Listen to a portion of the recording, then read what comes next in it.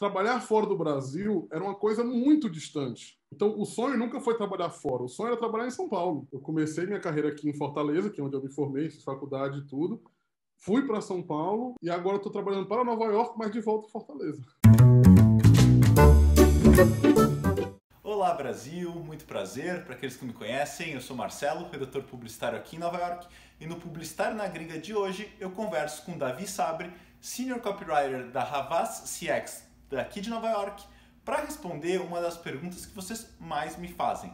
Afinal, dá para eu trabalhar na gringa de forma remota sem sair do Brasil? Desde outubro passado, o Davi vem trabalhando na Havas CX de Nova York sem ter que ir para lá, trabalhando 100% remoto do Brasil e sem nenhum plano de, mesmo pós-pandemia, se mudar para lá. E nesse papo aqui ele vai contar não só como surgiu toda essa oportunidade, né, que é o sonho de muita gente, como todos os passos para viabilizar isso, para tornar isso, fazer isso de uma forma 100% legal e quais foram os aprendizados, dificuldades, tudo que ele aprendeu nesses 5 meses fazendo um trabalho remoto para a gringa. Então, se o seu sonho é trabalhar com agências na gringa, se você gosta de publicidade ou se simplesmente quer conhecer uma história muito legal, esse vídeo aqui é para você. Então, minha dica é: fica até o final dele que eu tenho certeza que vai ter toneladas de conteúdo para você. Um disclaimerzinho importante antes da gente entrar no papo é que essa entrevista foi gravada antes do Ícaro Doria sair da Havas.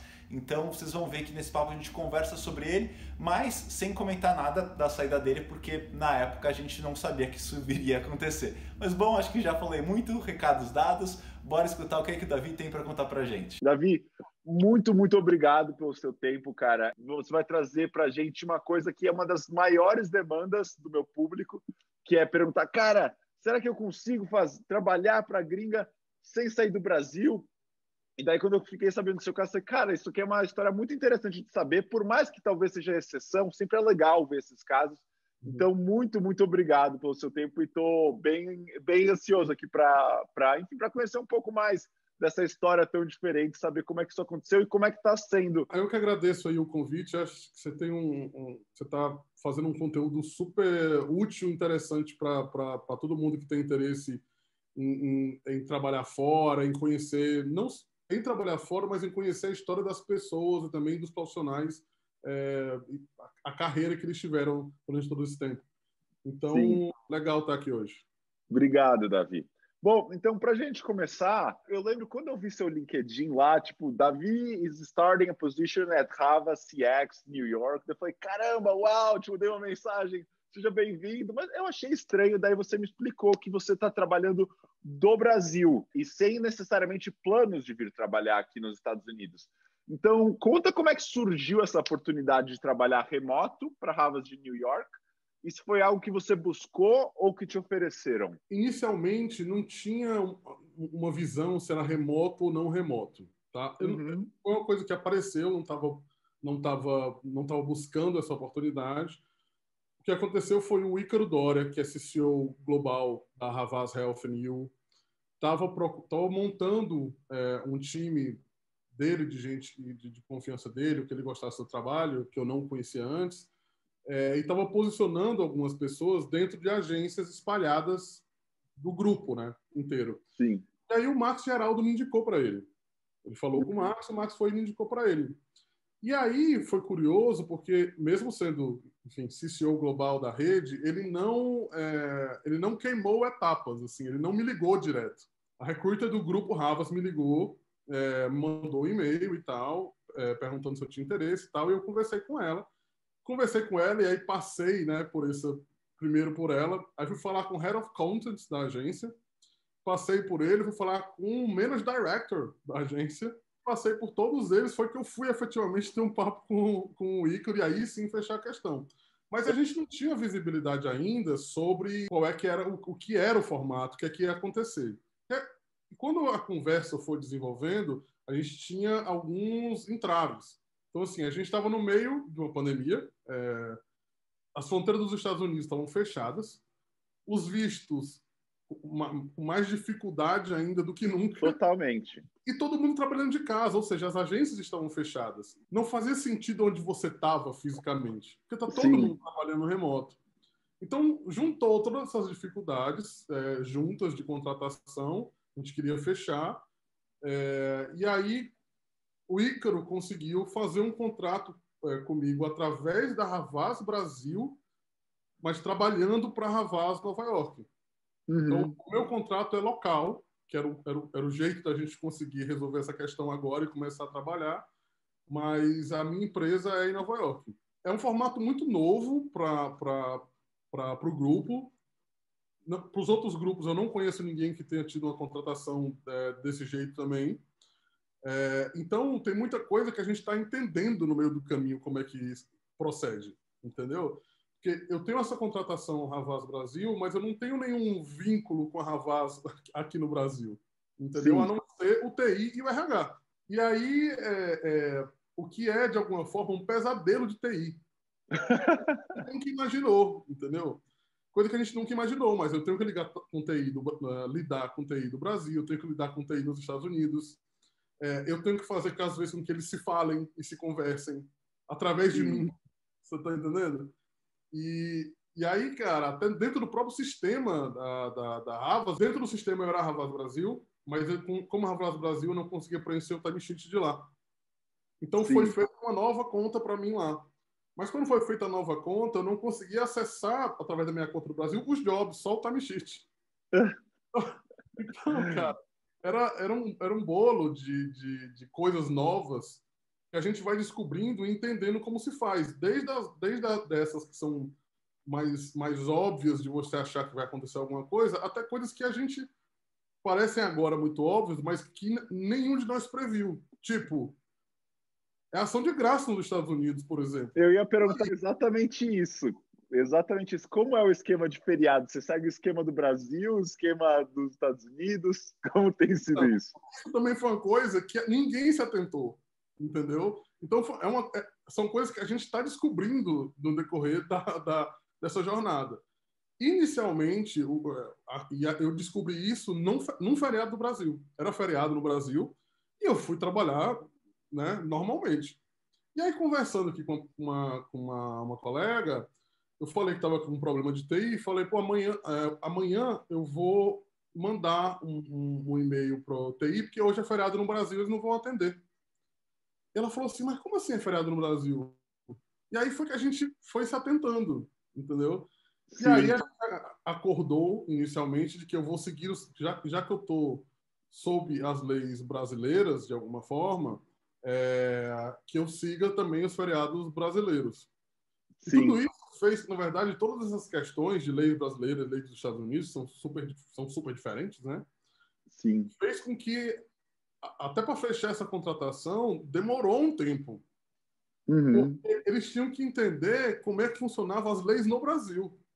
Sim, entendeu? sim. Então, por exemplo, 30 dias de férias remunerada, como é que é isso? Entendeu? Tipo, FGTS, como é que a gente faz a carteira de trabalho, como é que é essa história?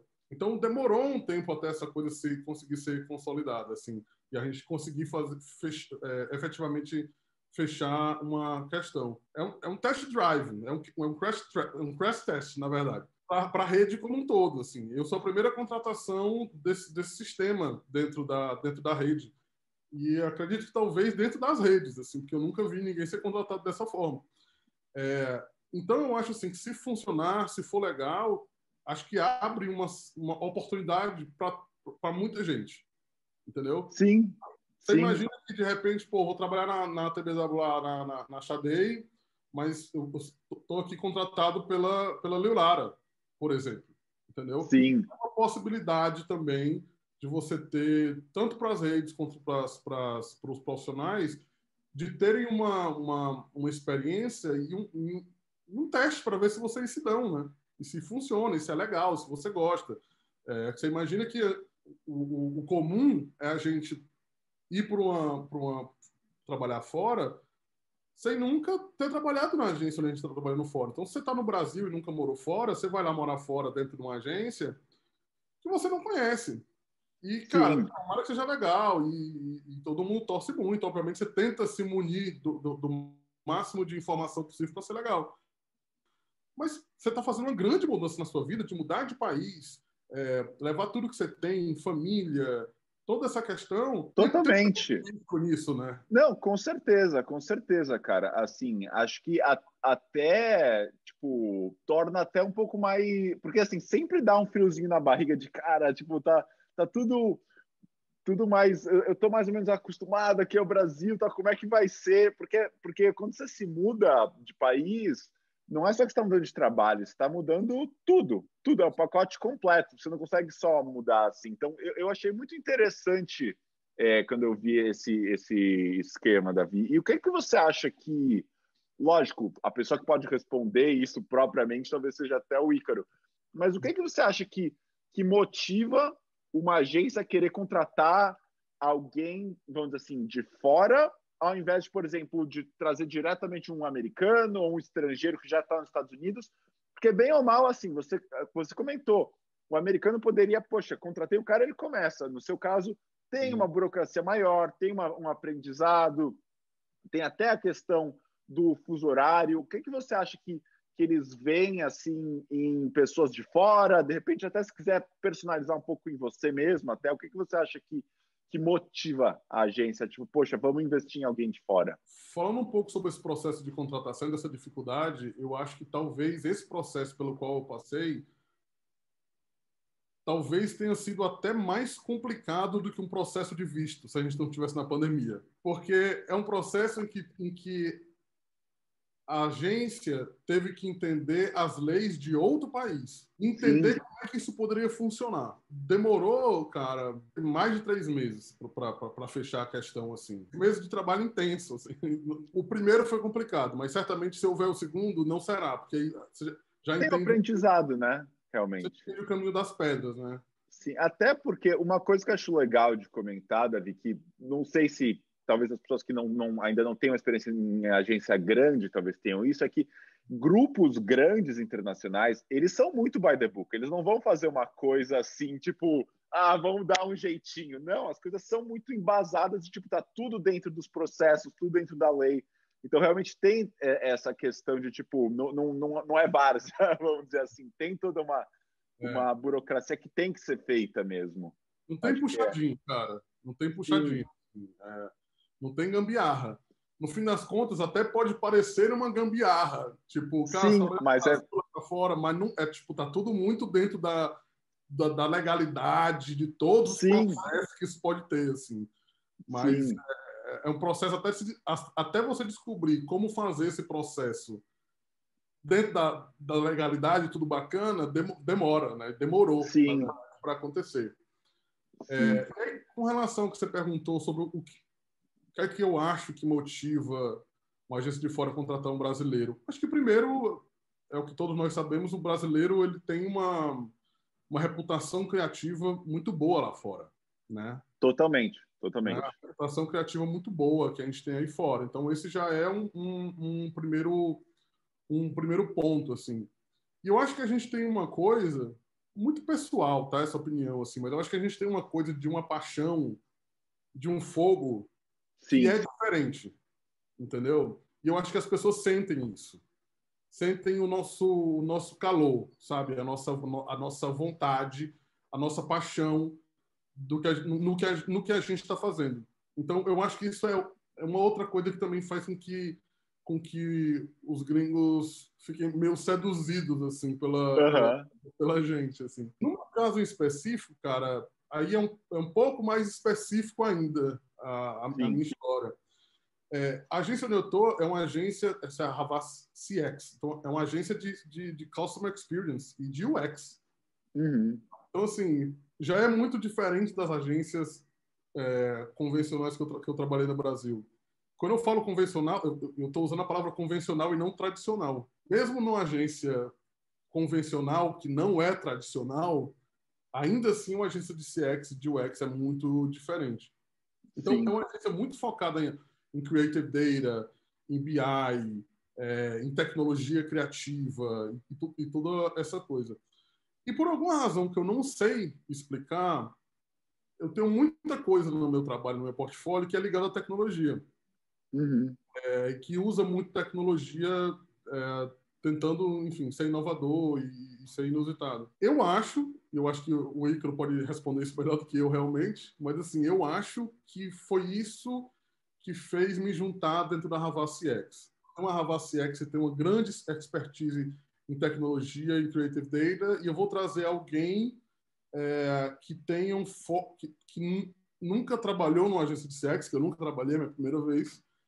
Então, eu sempre trabalhei em agência de advertising, mas que tenha um foco e um olhar criativo sobre a tecnologia. Foi aí que esse match aconteceu. Pessoal, aquela pausinha rápida da entrevista, só para lembrar vocês que a gente tem vídeos novos toda segunda e sexta-feira, então se o seu sonho é vir trabalhar aqui na gringa, não deixa de se inscrever para receber uma notificação sempre que sair um vídeo novo, beleza? Dado o recado, já sei que vocês já se inscreveram, bora voltar para a entrevista. Você já comentou do perrenguezinho do TI, mas agora me fala qual foi a maior dificuldade nos primeiros dias de trabalho, assim? Qual foram os seus maiores perrengues quando dia 1 chegou o laptop na sua casa, você abriu e beleza, vamos trabalhar. Quais foram as dificuldades, assim? Ainda é, viu?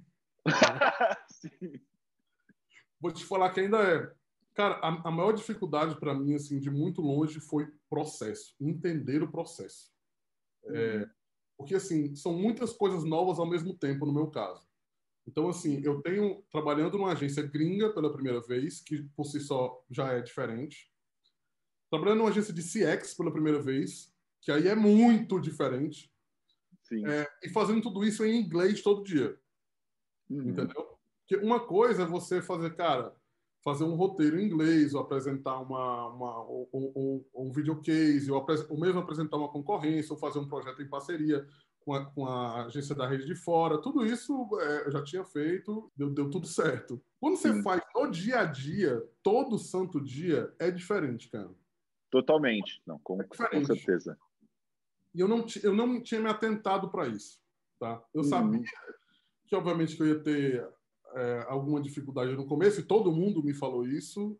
Todos os meus amigos que trabalham fora me falaram, cara, no começo você tem dor de cabeça todo dia. No final do dia você tem dor de cabeça de tanto que você está tentando processar tudo que está acontecendo. Então, são muitas coisas juntas, e a dificuldade de eu entender o processo de todas essas novidades, para mim, é o que é o mais difícil. Porque tem mais uma questão ainda. Você entender inglês é muito diferente de você guardar a informação em inglês ou em outra língua. Entender é uma coisa, você reter a informação é outra. Em processos muito complexos, como são esses processos que eu trabalho agora, a pessoa me explica e eu consigo entender tudo que ela falou, todo o processo direitinho. Para eu conseguir reter a informação desse passo a passo é muito mais difícil. Então, para mim, a maior dificuldade é entender onde é que eu tenho que fazer o upload, com quem que eu tenho que falar, porque eu não estou trabalhando com diretores de criação, diretor de criação executivo, diretor de arte, redatores.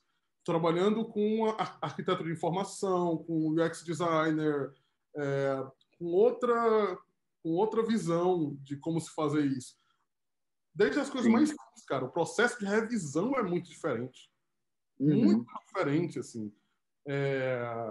Então, eu faço um documento, envio para a editora, que não é nem revisora que chama aqui, né? Envio para a editora um PDF. Esse PDF, ela vai marcando esse PDF e eu altero esse PDF, depois mando de volta para ela fazer uma comparação entre eles, para ver se eu fiz tudo. Então, tudo isso faz com que o processo seja muito mais processual, você tenha muito mais etapas para você entender e para gravar. Você tem que aprender algumas coisas muito bobas, mas que a gente não usa no Brasil. Então, assim, eu nunca tinha usado o Acrobat, porque no Brasil a gente não usa isso. Você faz um doc ou você faz um deck no Keynote e você vai e manda e está tudo fechado. Lá não. Então, lá todo mundo tem Acrobat Pro, por exemplo, que no Brasil é muito raro você ter. Totalmente, não, com certeza. Tanto que quando eu fui pedir para o TI no Brasil, ficou uma coisa meio esquisita, assim. Mas, não temos essa licença e tal. Para que você quer isso? Qual o sentido? Tipo, foi meio que eu tive que dar uma explicação para os caras, duas oportunidades diferentes, porque eu estava precisando desse programa que todo mundo usa lá. Então, eu tive que aprender a fazer coisas super simples e bobas, tipo, como é que eu faço um quadrado num PDF vermelho para colocar aqui um comentário para colocar. São coisas que vão se somando, assim. A dificuldade de você entender o processo. A dificuldade de você entender o processo, como é que você abre um PDF e edita um PDF, como é que você faz alguma coisa no Excel, que são coisas que você não costuma fazer no dia a dia dentro de uma criação no Brasil. Então, E acho que... tudo aprendendo inglês, no final das contas, né? Porque você está com as duas coisas ao mesmo tempo. Porque é interessante o que você falou, porque você estava até comentando de, poxa, tem termos, às vezes, por exemplo, tem termos que eu não publicitários que eu não sabia antes de vir para cá, né? Então, vou pegar um bem bobo, por exemplo, headline, que é título. Para mim, headline não era título. Só que agora você está aprendendo termos técnicos de coisas que não são nem de publicidade, assim. Cara, honestamente, até pouquíssimo tempo atrás, para mim, título era title. E acabou. Sim. E texto era text. E acabou. E é headline, body copy, enfim. Sim. São coisas que você vai entendendo, fora as abreviações, né? Que, assim, Sim. eu não me acostumei ainda, cara. De verdade, assim. As abreviações são coisas, para mim, são coisas super... Depois que você entende, é ridículo de bobo. Mas Sim. quando tem um e-mail com 5 delas... Total. Você não consegue entender o que a pessoa está falando. Entendeu? Você não consegue entender nada, assim. Então, tipo, coisas bobas como... hoje eu tô... Ou. Sim, out of office, né? Sim, é tipo, o quê? Até porque você não vai fazer a conexão automática. Primeiro que você nunca viu. Segundo que não é nem a sua língua para você já começar... deve ser isso. É muito doido mesmo, cara. Muito doido. E tem coisas que tem coisas que são abreviações de ações que não existem no Brasil. Entendeu? Sim. Então, assim, PTO, Pay Time Off. São coisas que não são Pay Time Off. Exato, exatamente. Tipo, o outro não era pago, e esse é pago, ou é pago, o PTO não é pago. Sim. Enfim, fora Total. as questões do dia a dia. Pô, tá aqui o material, vamos ver se a gente termina o EOD. Sim. EOD. E algumas coisas você joga no Google e descobre fácil. Outras coisas tem 10 significados. Sim. Então, esses dias, e quando você está trabalhando com revisão, cara, com edição, mais ainda, porque a editora coloca um monte de abreviações que você não sabe que porra é aquela. Sim. Então, esses dias, ela tinha colocado, eu tinha mandado uma coisa para edição e a editora tinha a editora tinha marcado lá a palavra e tinha colocado BF. Aí eu falei, BF, cara, para mim BF é best friend. Sim.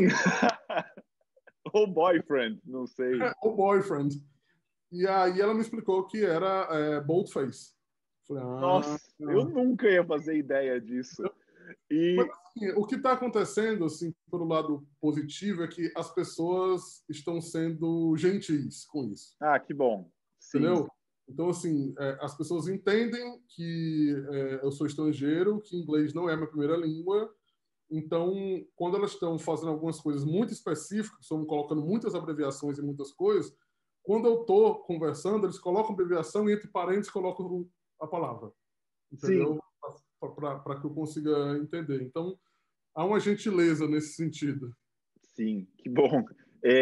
Isso que você falou é muito doido, porque além de usar para termos técnicos, não sei como é aí, mas para mim aqui usam muito a abreviação para nome de clientes. E às vezes, cliente, digo, da marca. Então, vou dar um aqui que é muito curioso, porque imagina, eu atendo Pokémon, né?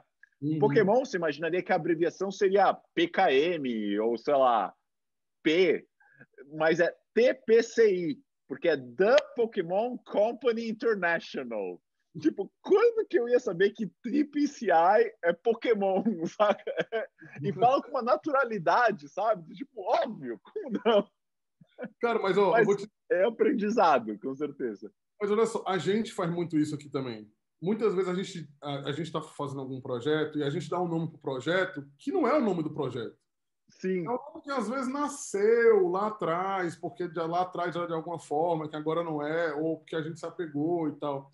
E eles fazem igual, né? Só que eles fazem isso em outra língua. Então, por isso, Sim, exato, que não é automático para a gente mesmo, não é com automático pra certeza. gente. Exatamente. E você comentou do teu inglês, ou que já tinha experiência, foi diferente. Queria saber, assim, primeiro se você sente que está trabalhando, está tendo algum improvement, está tendo alguma diferença, e segundo, se você está fazendo algum curso, se você está fazendo alguma coisa, ou está indo na cara e na coragem. Assim, até falando do meu caso, assim, eu já tinha inglês legal e eu estou indo no aprendendo aqui mesmo. Não cheguei a fazer nada, mas só para saber como é que tá para você. Eu tenho inglês de curso de inglês, né? Sim. Fiz um curso de inglês aquela adolescência inteira e tal. Posteriormente, quando comecei a trabalhar em agências maiores, multinacionais e tal, eu comecei em Fortaleza, né? Sou cearense, comecei em Fortaleza. Eu fui para São Paulo, já tinha 27 anos de idade, né? Não Uhum. cheguei lá na faculdade, naquele Sim. começo do ferro, não. Então, quando eu comecei a trabalhar em São Paulo, eu comecei a fazer, depois de algum tempo, eu comecei a fazer aula particular, que deu uma melhorada, obviamente, mas nunca é como você morar no lugar, né? Viver ali Totalmente. no dia a dia. Eu comecei a fazer alguns projetos com agências da mesma rede, né? Eu Sim. era diretor de criação na Grey Brasil, e aí fazia projeto, às vezes, com a Grey New York ou com a Grey Índia, começava a fazer Sim. alguns projetos juntos, que também te dava um aprendizado grande, né, Sim, desses com projetos. certeza. E aí, enfim, apresentar uma concorrência, apresentar uma campanha, que muitas vezes tem que apresentar para um cliente. Os clientes eu era diretor de criação de marcas globais lá na Grey, então muitas vezes você tinha que apresentar uma campanha para o Brasil e o pessoal lá fora, e aí vai indo. A diferença é, quando eu estou aqui no Brasil, contratado numa agência brasileira, e vou apresentar uma concorrência ou qualquer coisa em inglês, eu estou fazendo um favor de falar inglês. Porque assim, eu não fui contratado, por mais que se espere dentro de alguns cargos e algumas vagas que você tenha o inglês dentro da multinacional, eu não fui contratado com esse pré-requisito de falar inglês. Então, eu apresentar em inglês para eles, ou escrever em inglês, ou fazer qualquer coisa em inglês, era um favor que eu estava fazendo em falar a língua deles. Sim. Quando você é contratado numa agência fora, você não está fazendo favor nenhum em falar inglês. Entendeu? Exato, exato. É como eles trabalham mesmo e pronto, assim, É não. como ele trabalha, assim. Então, o meu inglês é esse, assim, é um inglês de curso, depois de um pouco mais de aulas particulares, de trabalho no dia a dia, e continuo fazendo aula particular até hoje em dia. Hoje, lá, Legal. eu estou fazendo aula particular de inglês. Mas, Sim. assim, é muito óbvio que o meu inglês não chega perto de um inglês nativo. E eu deixei isso muito claro na minha contratação, que eu achei muito doido, ninguém me perguntou isso. Sim. Todos esses estágios que eu conversei com todas as pessoas, ninguém perguntou sobre o meu nível de inglês. Óbvio que as entrevistas foram todas em inglês e certamente eles estavam fazendo esse julgamento. Mas ninguém me perguntou sobre como eu escrevi em inglês, por exemplo. Sim, e ainda mais você sendo um cara que a sua formação como criativo é de redação ainda, né? Exatamente, No caso exatamente, de nós dois, na verdade, mas sim, assim. exato. Mas foi uma coisa que eu fiz questão de falar. Falei, olha, queria só, antes de terminar, eu queria só deixar aqui um adendo. Como você pode perceber, eu não sou, meu inglês não é nativo. Então, assim, eu não Sim, escrevo em inglês nem com a mesma proficiência e nem com a mesma rapidez que um redator americano ou que americano, nasceu qualquer com essa, pessoa sim, americana. sim, Eu não tenho essa mesma rapidez para fazer nada, para botar nada, os projetos todos de pé, qualquer coisa precisa ser feita. Não tem essa mesma rapidez. Eu acho que com o tempo, eu acho que a gente vai adquirindo isso. Mas, cara, não foi um problema de jeito nenhum. Assim, sim. a primeira coisa que falou, olha, a questão não é essa. Não é por isso que a gente está te contratando. E não é mesmo, né? Com Assim, certeza. Não é, eu acho isso acho muito importante de falar mesmo, porque, cara, se fosse pelo inglês, obviamente eles não iam contratar estrangeiros. Eles estão contratando por outros skills que a gente tem, por criatividade, pelo trabalho que você fez conceitualmente. Com certeza, acho que isso assim, importante que a gente, é o que você está falando, que a gente consiga se fazer entender e entender, né? Acho que esse é a chave, né? mas, assim, se você tem uma formação como redator, é óbvio que você tem que ter condições de escrever. Sim, logicamente. Mas assim, é natural que você cometa muito erro. E é Sim. natural que você vá ouvir durante muito tempo, e talvez a vida inteira, se você trabalhar a vida inteira aí, que, puta, isso não está soando tão natural. Normal, assim. Agora, assim, que você tem que ter condição de se comunicar, tanto de forma oral como de forma escrita, sim, eu acho que se você não fala português, inglês, nada... Não, daí não dá. Acho que não aconselho muito. Porque você vai sofrer muito, assim, você vai sofrer muito, porque seja... Principalmente se você se mudar de país, assim. Se você se mudar, se você ficar aqui, porque assim, você se mudando, você pelo menos consegue ter uma imersão na língua mais rápida. Quando você não se muda, como é o meu caso, eu não convivo com inglês no meu dia a dia fora do trabalho. Então, o meu inglês é através dessa tela aqui, da mesma tela que eu estou falando com você. Eu interajo Exato. com você. Assim. Quando eu vou na padaria, não tem ninguém falando inglês. Quando eu saio no final de semana para ir para um parquinho com meu filho, eu não falo com ninguém em inglês. Então, essa imersão ainda demora um pouco mais. Mas se você não fala nada e vai para lá, acho que você tem que ter muita certeza e muita vontade do que você quer. Ter muita Com clareza certeza. do que quer. Porque Sim. é muito complicado você estar num lugar onde você não consegue se comunicar. Você não consegue entender as pessoas. E eu não digo que entender, nossa, eu tenho que entender 100% do que elas falam. Óbvio que não é esse o ponto. Agora, se você não consegue se você consegue entender 10% do que as pessoas falam, acho que tem grande chance de você ter um problema aí no... É complexo, porque você não consegue nem, por exemplo, fazer perguntas ou, tipo, interagir. Tipo, tem que fazer sempre uma segunda reunião para, tipo, tá, o que eles falaram nessa reunião aqui? Me explica. Perde um tempo muito grande mesmo nisso. Você não consegue tirar dúvida, cara. Assim, você não consegue. Exato. Eu tenho dúvida, eu não consigo fazer. Não consigo falar com você e me comunicar. Então, enfim, o que eu acho dessa história toda é ninguém precisa falar inglês perfeito para trabalhar fora, mas eu acho que você precisa ser muito esforçado, esforçar bastante e tentar ao máximo aprender, e estar aberto a aprender, e ter vontade de aprender e fazer o possível para aprender o mais rápido possível para você conseguir, enfim, realizar seu trabalho da melhor forma, né? Além de, obviamente, tem você, tem o Ícaro. Porcentualmente, ou talvez até em números, como se preferir, quantos estrangeiros tem nessa agência? Você tem alguma noção disso? Esse é o lado negativo do home office, né? Você não está em contato com todo mundo dentro de uma agência, né? Então, assim, eu não conheço todo mundo da agência nem de ver. Porque quando você está no mesmo espaço, às vezes você não trabalha com aquela pessoa, mas você vê aquela pessoa passando, de repente tomar um cafezinho com ela, enfim. Você sabe que aquela pessoa divide a mesma empresa que você.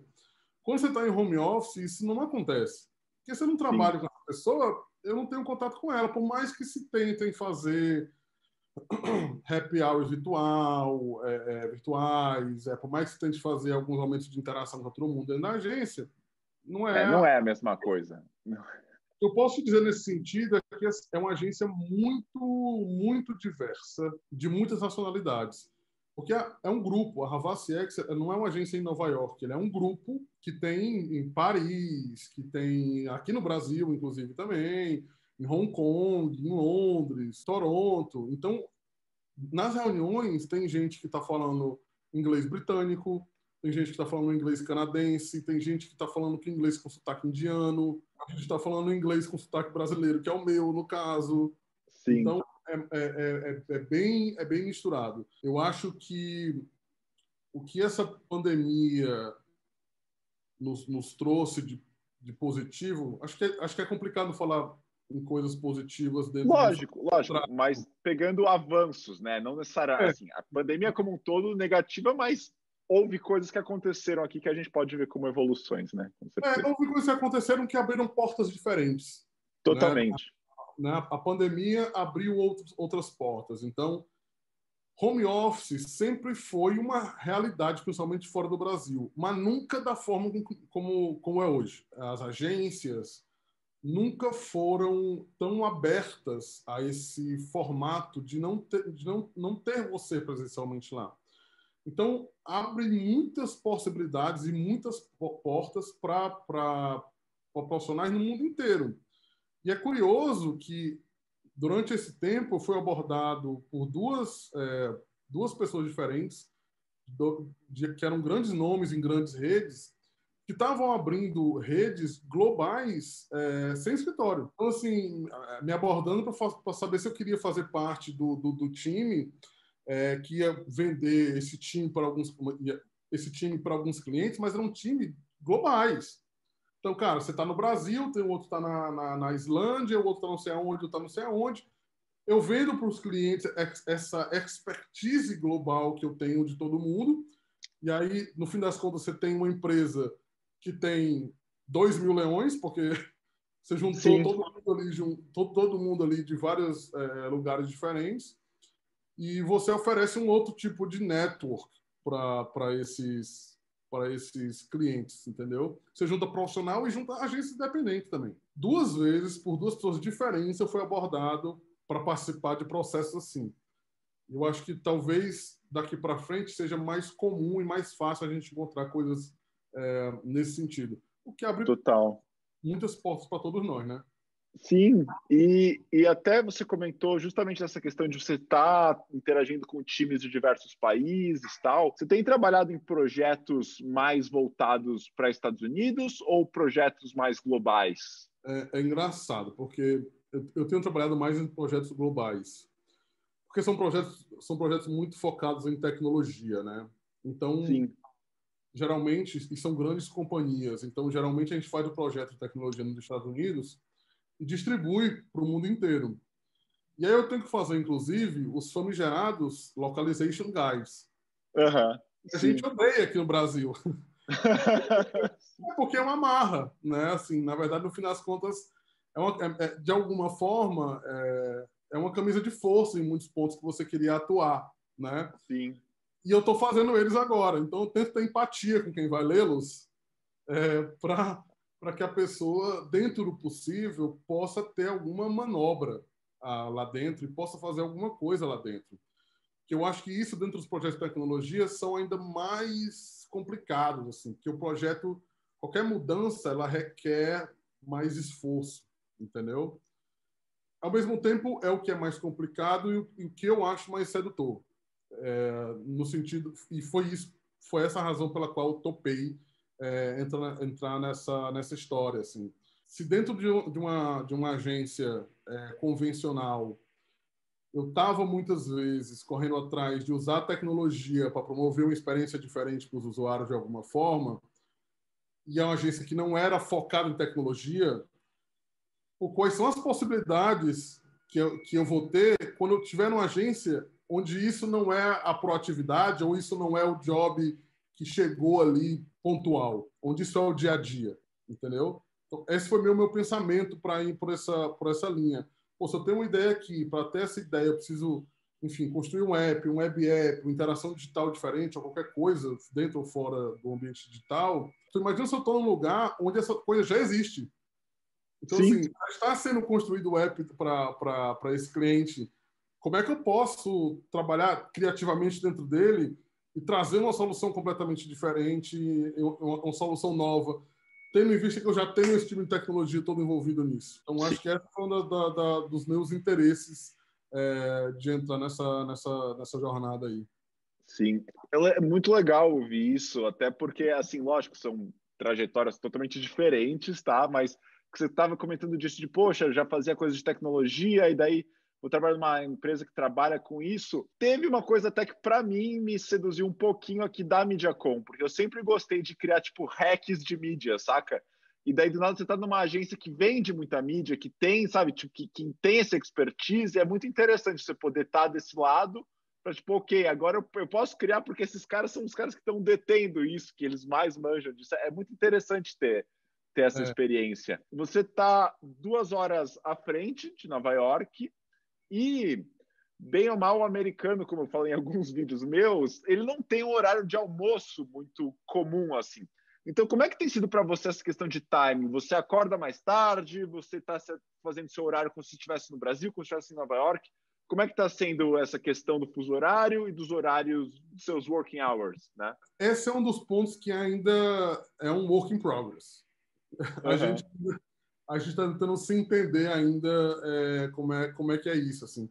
Como não tem um cartão de ponto, que eu preciso bater na hora de entrar e na hora de sair, vai indo meio de acordo com o que está rolando, com a necessidade da coisa. Então, assim, se eu sei que eu tenho alguma coisa que é importante no dia seguinte, eu precisar acordar mais cedo, eu acordo mais cedo. Se eu precisar ficar mais tarde no horário deles, eu fico e, enfim, isso vai indo. Quando eu tenho dúvida, cara, uma das coisas que eu perdi foi a vergonha de perguntar. Então, assim, por exemplo, almoço foi uma coisa que eu perguntei. Porque, assim, cara, tem reunião, às vezes tem reunião de meio dia às 2, assim, meio dia às 3. E aí eu perguntei, tem um horário de almoço? Tem alguma determinação, alguma coisa? Sabia que não tinha, tá? Mas eu queria... Sim, só para deixar no papel, assim. Deixar no papel, assim, como é que é essa história e tal. E aí a resposta, para mim, é sempre meio constrangida. Porque não é legal você não ter horário de almoço. Uma coisa é, o almoço não é 2 horas como no Brasil. Tudo bem, ok. Outra coisa é não tem horário de almoço. Assim, almoça na tua mesa correndo aí um sanduíche com manteiga. Então, eu perguntei e, cara, a resposta que eu tenho é, não tem, mas fica à vontade, vou tentar não marcar reuniões na hora do almoço, isso, aquilo, outro, não sei o quê. As pessoas tentam meio que botar meio panos quentes nessa história. Então, tem hora que eu almoço, dependendo do dia, tem hora que eu almoço meio-dia, tem hora que eu almoço 1 hora, tem hora que eu almoço 11h30. Sim. Dependendo do que vai rolar, porque quando é meio-dia aqui, é 10 horas da manhã lá ainda. Sim. Então, ainda está rolando muita coisa. Então, dependendo do dia que eu vou me adaptando aos horários do que está rolando, assim. A gente escuta muito no Brasil de tipo, nossa, só aqui que a gente trabalha até tão tarde, que trabalha de final de semana, tal. Como você tem sentido um pouco carga horária? Você acha que tem trabalhado mais, menos ou igual o que você trabalhava no Brasil? É difícil precisar exatamente, porque como eu estou num momento de muito também aprendizado do novo processo, esse novo aprendizado me exige mais horas para entender o processo daquilo tudo. Mas, em geral, eu acho que a diferença que existe maior é o respeito pelo teu tempo. Entendeu? Então, assim, na reunião, cara, se alguém chega 1 minuto atrasado, entra pedindo desculpas. Nossa, me perdoem que aconteceu isso, aquilo, outro. Tal. É super constrangedor você estar chegar atrasado dentro de uma reunião. Então, acho que existe o respeito maior pelo teu tempo. E quando você precisa, por um acaso, ficar um pouco mais na agência, eu não estou falando de virar à noite, sair da agência 5, 6 horas da manhã, ou nem sair da agência, como às vezes acontecia no Brasil. Ainda bem que isso é uma coisa que está cada vez mais caindo em desuso, né? Quando você precisa ficar um pouco mais, tipo até 10 horas, 11 horas, eu sinto que é um super constrangimento no time. Entendeu? De assim, cara, pelo amor de Deus, não vem trabalhar amanhã. Tira uma folga e tal. Então, a minha experiência, eu acho que realmente muda muito de pessoa para pessoa, a minha experiência é de que, sim, às vezes você precisa trabalhar um pouco mais do horário, mas há uma comoção muito maior quando você precisa fazer isso. Entendeu? Um respeito muito maior pelo teu tempo. E isso eu acho bem positivo, assim. Total. Assim, eu acho que isso se reflete muito, esse respeito pelo teu tempo se reflete nos processos que existem para fazer o seu tempo andar da melhor forma possível, se aproveitar o seu tempo da melhor forma possível. Então, é muito processual, que tem seu bônus e seu ônus. Quando ele é muito processual, o trabalho é muito organizado. Então, você tem menos chance de passar muito tempo fazendo algo desnecessário ou algo que não tem nada a ver, ou indo para outro caminho. Por outro lado, ele engessa, de alguma forma, o processo criativo, que é justamente por ser muito processual. Eu acho que talvez esse seja uma das coisas que fazem também os gringos se atraírem pela gente. A gente tem esse Brazilian flavor que vai quebrando um pouco os protocolos e vai deixando as coisas um pouco mais soltas. E não é desorganizadas, mas menos burocráticas. Eu acho que a gente tem um pouco isso e eu acho que a gente também é contratado um pouco por isso. E assim, você acabou, obviamente, de começar a trabalhar na Havas TX. Então, obviamente, essa é uma pergunta que eu vou fazer muito mais no médio, longo prazo, tá? Mas você pensa em algum momento trabalhar alocado na gringa no futuro? E se você acha mais provável Estados Unidos ou algum outro lugar? Ou se não tem nenhum... Ou é tipo, cara, o que vier?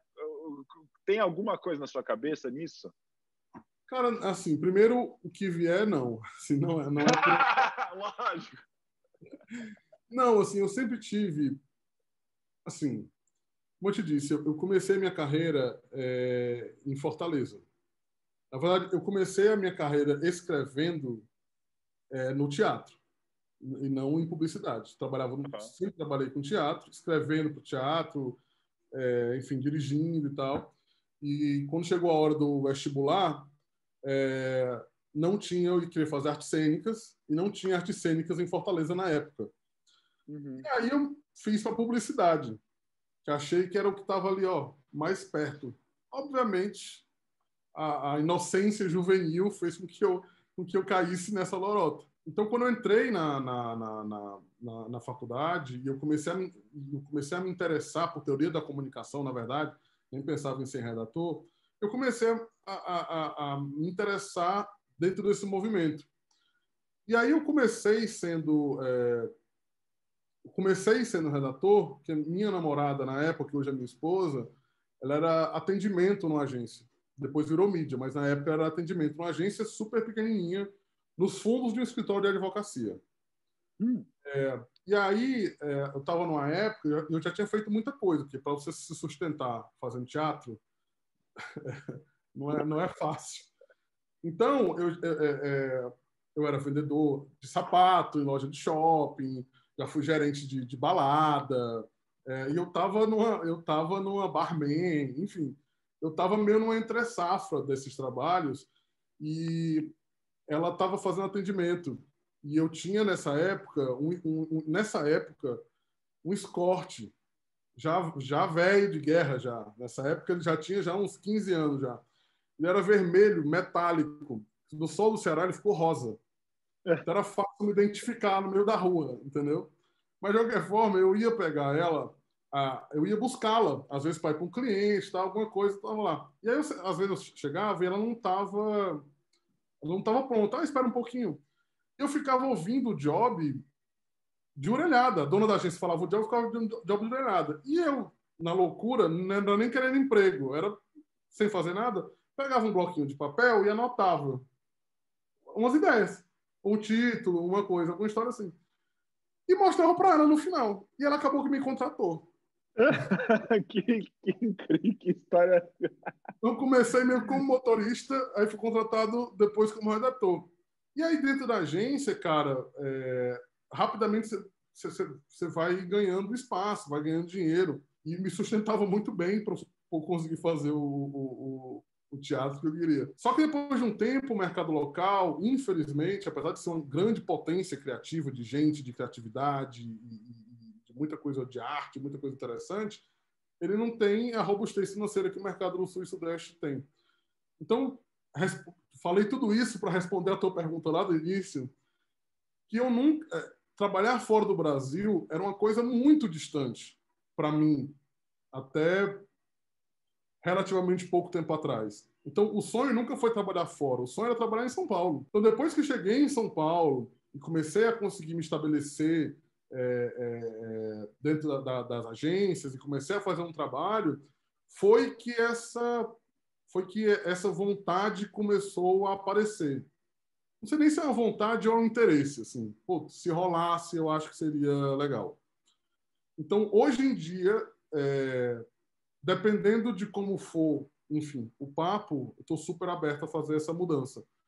não é algo que, no momento, eu acho que possa acontecer por tudo que a gente está vivendo no mundo. Nem é o ideal, né? Nem faz Lógico. sentido mudar para os Estados Unidos ou para a Europa, para qualquer lugar, para ficar trabalhando de casa. Sim, total. Não tem por que, não tem por que fazer isso. Agora, uma coisa desde que quando eu comecei a conseguir trabalhar com melhores clientes, enfim, conseguir fazer melhores projetos, uma coisa que eu sempre tive em mente é eu não quero ir para fora por ir. Numa agência no, no Iraque. Eu quero ir porque eu quero ir porque nada contra o Iraque, mas não é Sim, um mas você lugar quer saber. Exato, sim. criativo, por assim dizer, né? Ou é uma agência nos Estados Unidos, mas é uma agência que, puta, não sei se é legal, se não é. Então, a minha intenção hoje em dia de me mudar é realmente se aparecer uma coisa que seja realmente bacana. E talvez seja esse trabalho que eu estou fazendo hoje em dia. Como ainda está muito Sim. recente, a gente está se conhecendo ainda, estamos se namorando ainda. Se for legal, quem sabe mais na frente rola de eu fazer essa mudança para Nova York aí. Falou uma coisa que acho que é chave, que assim, às vezes as pessoas pensam, eu preciso trabalhar fora, ou tipo, eu preciso trabalhar em tal, mas assim, no final das contas é muito projeto a projeto, né? É o que uma agência específica te oferece. Até tem gente que me pergunta, você pensa em voltar para o Brasil? E eu sempre falo, cara, tudo depende de qual é o projeto que vai ter no Brasil, não é necessariamente o país que vai me fazer mudar, não é os Estados Unidos que vai me prender aqui. É um projeto bacana, muito. Tem que ver o pacote inteiro. Ainda que a sua experiência seja muito como você disse, é um beta, né? É um teste que está sendo feito, tal, é uma exceção até certo ponto. Que dica que você daria para quem quer ter uma experiência internacional, seja como a sua, ou como, enfim, uma eventualmente contratação? O que você acha que as pessoas têm que ter na cabeça na hora de construir uma carreira? Ou de tipo ir para a agência e, cara, vou fazer um trabalho focado nisso ou não, enfim. O que eu acho, Marcelo, é que não existe fórmula, cara. E eu Sim. acho que existe às vezes, muita cagação de regra de coisas que não tem fórmula para acontecer. Eu acho que cada um tem uma história completamente diferente. Acho que não tem, você faz isso, isso, isso e vai dar certo. Cara, às vezes não dá, ou às vezes dá se você fazer outro tipo de coisa. Então, fórmulas para fazer tal coisa acontecer, eu acho que não existem. Até porque, por exemplo, se eu fosse seguir as fórmulas, ninguém jamais me daria a dica para eu ser contratado da forma que eu fui. Sim. Porque não existia, entendeu? Porque não existia até esse momento, talvez não tenha existido até agora uma contratação desse tipo. Então, ninguém falaria, por exemplo, assim, cara, tenta ser contratado aqui para trabalhar lá fora, dentro de uma rede. Sim. Então, acho que é difícil. Agora, algumas coisas não são nem não são regras, mas eu acho que são coisas que podem facilitar o teu processo. Então, assim, a gente sabe que numa contratação dessa, principalmente nos Estados Unidos, em que as pessoas precisam pagar pelo teu visto de trabalho, ou seja, existe um custo alto para te ter, se valoriza muito as premiações. Até para você poder justificar no teu processo de visto, você já fez vídeo sobre isso, inclusive, desse processo, até poder justificar esse processo inteiro, financeiro e de tempo, de desgaste para acontecer. Então, assim, premiação é uma coisa que se você puder focar, é uma coisa que certamente pode te ajudar a você a você conseguir o teu emprego fora. Outra coisa que eu acho que pode ser bom também, interessante para agilizar o teu processo, é você trabalhar em agências multinacionais. Sim. Né? Então, se você trabalhar em agências multinacionais no Brasil, a chance de você fazer contatos e começar a galgar alguma coisa lá fora também são maiores. Eu acho que a gente fala isso, trabalhar numa multinacional que facilita. Eu acho que dificilmente a gente fala o quanto é difícil furar a bolha para trabalhar numa agência multinacional no Brasil. Total. Eu acho que quem é paulistano talvez não tenha a dimensão da dificuldade que é furar a bolha e o tanto de energia que você precisa despender para entrar dentro de uma agência multinacional bacana que você acha lindo e quer trabalhar. existe alguma... Quando você, eu acho que a impressão que eu tenho é que quando você já nasce no mercado como esse, São Paulo, Rio de Janeiro, essas coisas estão mais à mão. Você tem uma noção um pouco melhor do caminho das pedras. Você tem algumas oportunidades, tipo, se você tem condição de fazer Miami, por exemplo, era meu sonho de fazer, eu não podia, que não tinha grana, e, enfim, estava no Ceará, Lógico, sim, uma sim. distância muito grande. Você tem grana para fazer Miami, você já tem ali uma possibilidade de estágio que te ajuda muito. Obviamente que eu não estou tirando o mérito da Miami, não, que eu acho do caralho. Eu queria podido ter feito a Miami também. Eu estou dizendo é que se você tem condições de fazer tomar algumas atitudes que te facilitem esse processo. A maioria das pessoas não tem. Até porque a publicidade é uma profissão muito elitista, o que é muito triste, né? Então, furar essa bolha de trabalhar numa grande multinacional, por si só, ela já antes mesmo de você pensar em trabalhar fora, por si só, ela já é que exige uma energia absurda, porque tem são poucas vagas, comparado à quantidade de pessoas que estão disponíveis no mercado. Fica ali uma questão de ovo e galinha, porque para você ser contratado, você tem que ter portfólio, mas para você ter portfólio, você precisa ser contratado. Sim, Então você sim. começa a fazer uma pasta fantasma, né, fictícia, assim, para mostrar o teu potencial, né, para conseguir entrar, mas ainda assim, enfim, tem mais uma cacetada de gente entrando junto com você. Então, acho que esse é o primeiro desafio. Primeiro desafio para facilitar a tua ida lá fora é você conseguir romper essa bolha e trabalhar nessas grandes agências e permanecer nessas grandes agências durante algum tempo para fazer isso.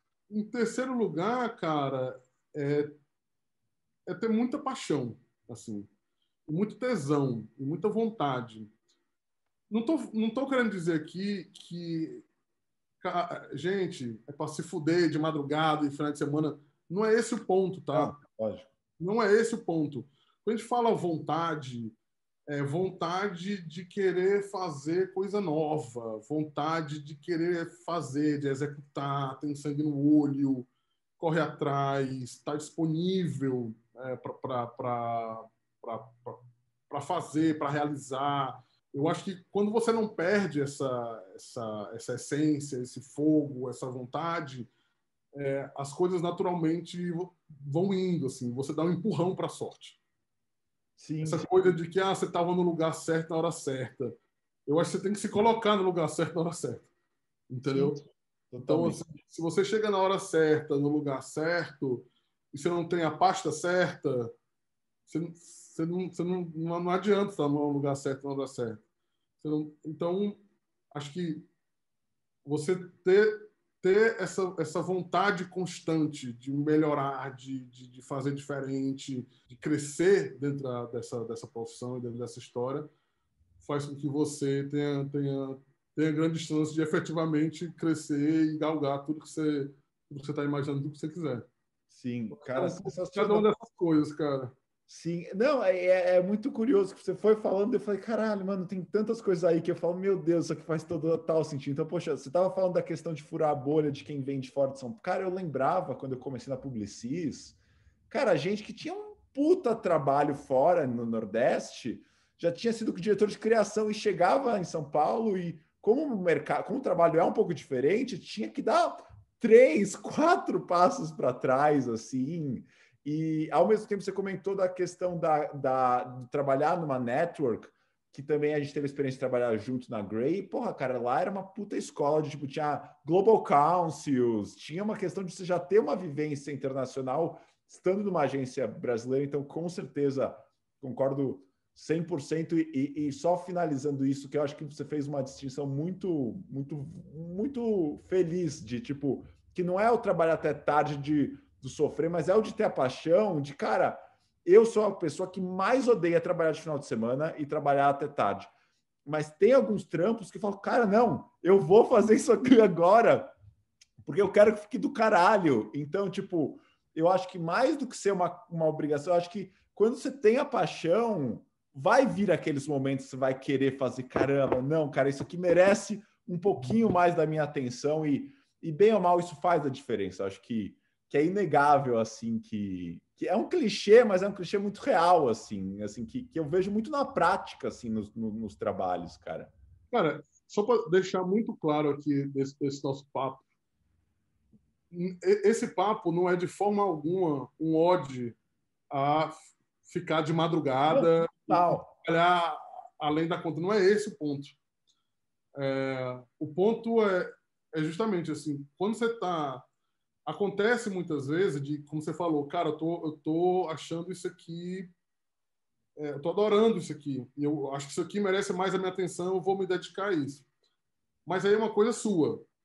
Sim. Quando você está numa empresa que está te exigindo isso, já aí é onde eu acho que me incomoda e onde eu acho que as coisas já estão mudando aqui no Brasil de alguma forma, entendeu? Sim. Porque uma coisa é você, pessoalmente, achar que para realizar os seus objetivos que você tem, às 8 horas não dá.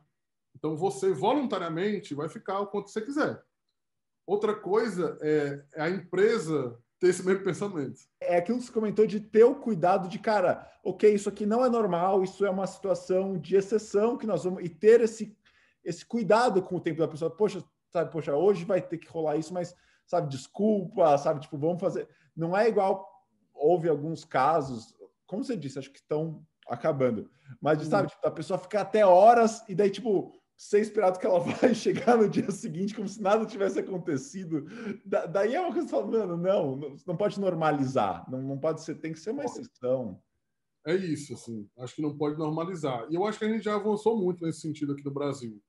É óbvio que a gente ainda trabalha muito mais horas do que deveria numa parte considerável dos casos, mas a gente já está muito melhor do que foi, assim. Hoje é muito mais comum, já tem agência aqui com banco de horas, implementado. É muito mais comum você, mesmo que você não tenha um banco de horas, é muito mais comum você ter day offs depois de um período desse. Então, óbvio que está longe ainda do ideal, mas eu acho que a gente está passando, cara, eu acho que, em geral, a gente está passando por uma transformação muito grande de mercado. Antes da pandemia, a pandemia só acelerou tudo isso, enfim, só nos trouxe novas perspectivas. Mas eu acho que está muito claro que o nosso modelo de mídia, que já vinha falecendo há muitos anos, está tá cada vez mais perto dessa falência, né? Baseado em mídia. E aí não é falando nada contra a TV, contra a rádio, não é essa discussão boba que eu acho que já nem é mais para existir. Estou dizendo é que basear a nossa compra, o faturamento em mídia já não pode mais ser uma realidade no Brasil em muito pouco tempo. Então, tudo vai ter que se reorganizar, entendeu? Por que a gente tem profissionais que trabalham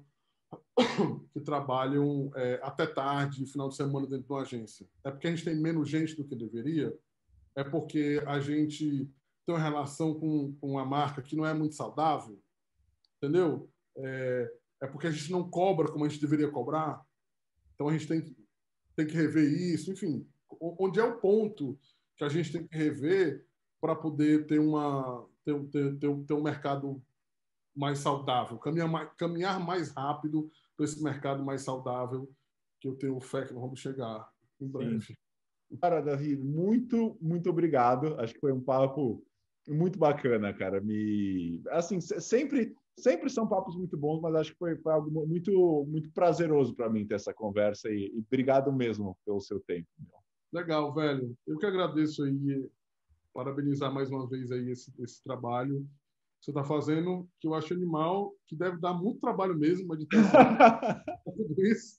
Então, obrigado aí pelo papo, pela disponibilidade e boa sorte aí no canal. Queria agradecer de novo, Davi, por esse papo incrível, um papo muito gostoso, como eu falei, algo extremamente inspirador. Espero que tenha sido tão legal para vocês quanto foi para mim. E lembrar vocês que a gente tem vídeos novos toda segunda e sexta-feira, então não deixa de se inscrever no canal, clicando na bolinha desse lado aqui, e já aproveita para maratonar todas as outras entrevistas que a gente tem aqui no canal, clicando no card desse lado aqui. Valeu!